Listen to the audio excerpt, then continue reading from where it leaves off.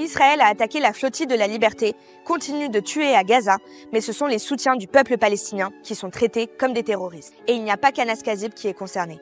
Le 18 juin, Anas Kazib passera en procès pour apologie du terrorisme aux côtés d'un autre militant de Révolution permanente. Ce délit, c'est une spécificité française et il a été un véritable fer de lance de l'offensive du gouvernement pour faire taire les voix critiques d'Israël en France. Grâce à ça, depuis le 7 octobre 2023, soutenir le peuple palestinien, c'est risquer d'être convoqué par la police antiterroriste, perquisitionné à 6 heures du matin, voire condamné à une peine de prison. Mais mobiliser une rhétorique ou des lois antiterroristes, ce n'est pas propre à la France. Partout dans le monde, il y a une répression brutale qui s'abat sur celles et ceux qui osent dénoncer le génocide à Gaza avec les mêmes méthodes. Au Royaume-Uni, 5 militants d'Action Palestine ont été condamnés à de la prison pour une action visant une usine d'armes de l'entreprise Thales. Après avoir été arrêtés chez eux par la police antiterroriste, 3 d'entre eux ont été condamnés à 12 mois de prison, le 4e à 14 mois et le dernier à une peine de 16 mois de prison. Tous sont accusés, de façon délirante, d'avoir un lien avec le terrorisme. Ce recours à la législation antiterroriste dans cette affaire, qui a été condamnée par 4 rapporteurs spéciaux des Nations Unies, il permet à l'État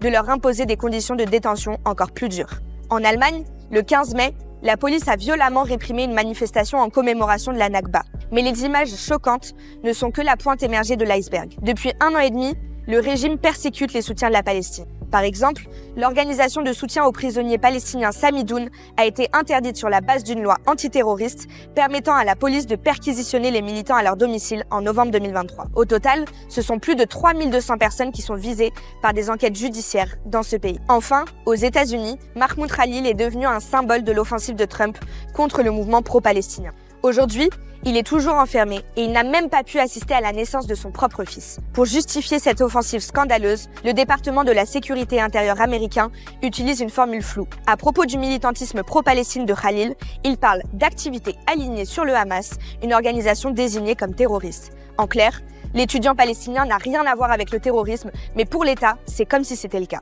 Plus largement, on assiste à une offensive brutale pour réduire au silence le mouvement étudiant après la mobilisation historique qui a traversé les campus américains l'an dernier. En plus des accusations de terrorisme, l'instrumentalisation de la lutte contre l'antisémitisme sert de paravent aux offensives de Trump qui accusent les universités d'être des foyers de haine anti-juif et de wokisme et force les présidences à se soumettre sous peine de perdre leurs subventions. Cette rhétorique est d'autant plus scandaleuse qu'aux États-Unis comme en France, de nombreux étudiants juifs se mobilisent ces derniers mois contre le génocide. En France aussi, ces discours sont devenus courants. Une proposition de loi déposée par Caroline Yadan prévoit même d'étendre l'arsenal répressif de l'État en assimilant toute critique de la politique de l'État d'Israël à la haine des Juifs. Face à cette répression brutale, il y a un enjeu impératif à forger un front partout dans le monde contre le durcissement autoritaire en cours. Ils utilisent les mêmes méthodes, les mêmes lois, les mêmes discours. On doit se coordonner pour riposter.